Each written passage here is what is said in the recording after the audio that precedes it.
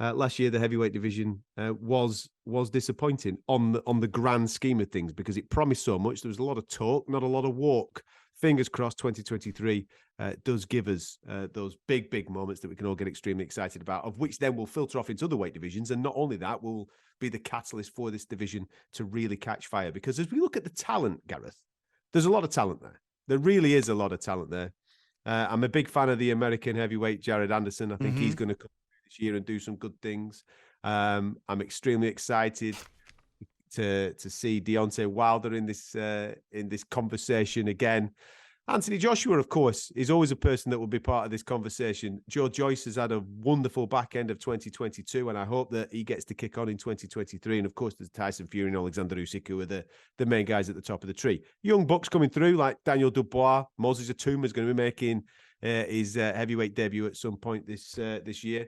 How do you look at this landscape this year? I mean, fingers crossed we get the undisputed fight, but what are the runners and riders in and around the two top guys going to be doing? Well, I think you got to name 5 guys at the top, and I'm kind of putting these in order in a sense, although a lot of people won't agree with the order. Tyson Fury, Alexander Usyk, I'm going to go Deontay Wilder, Joyce and Anthony Joshua. Those are 5 huge names in the division still. Anthony Joshua, even though his star was on the wane a little bit because he only fought once last year, and we were there, of course, on the night when he lost in a really good fight with Alexander Usyk in the Middle East in Jeddah, and, had probably the weight off his shoulders that night as well in some ways. He expressed himself with disdain for his own lack of abilities that night, and want to see him come back. But I think... How? Let's concentrate on him for a second. Well, here's what's how the path? Right. Yeah, what's the path for Anthony Joshua for you? Here's what I think he's going to do. I think he'll fight Dempsey McKean, the undefeated Australian, who's ranked 10 with the WBO, and I think 11 with the IBF.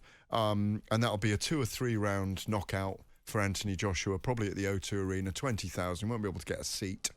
And then I think early in the summer he'll fight Dillian Whyte in Joshua Whyte 2. There'll be a lot of interest. I think he'll knock out Dillian Whyte, but I think there'll be drama in that fight. I think it'll be brilliant build-up, a brilliant build-up. I think they could sell out Wembley for that, or take them to a massive football stadium. Maybe it's about time Arsenal got a look in. But I think he'll have a big year this year. It'll be fascinating to see the numbers he does on DAZN, by the way, which I think is interesting. I think Dillian Whyte's a free agent, so that wouldn't be a problem to make. There's a guy called Frank Sanchez who I'd like to see in against Joyce. I think that's a fascinating matchup.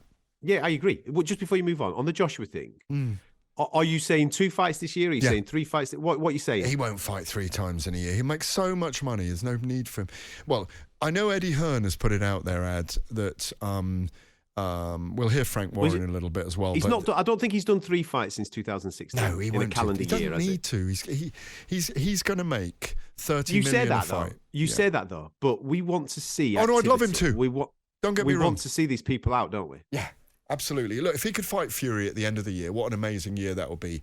Or if he fought even Deontay Wilder at the end of the year, it would be amazing as well.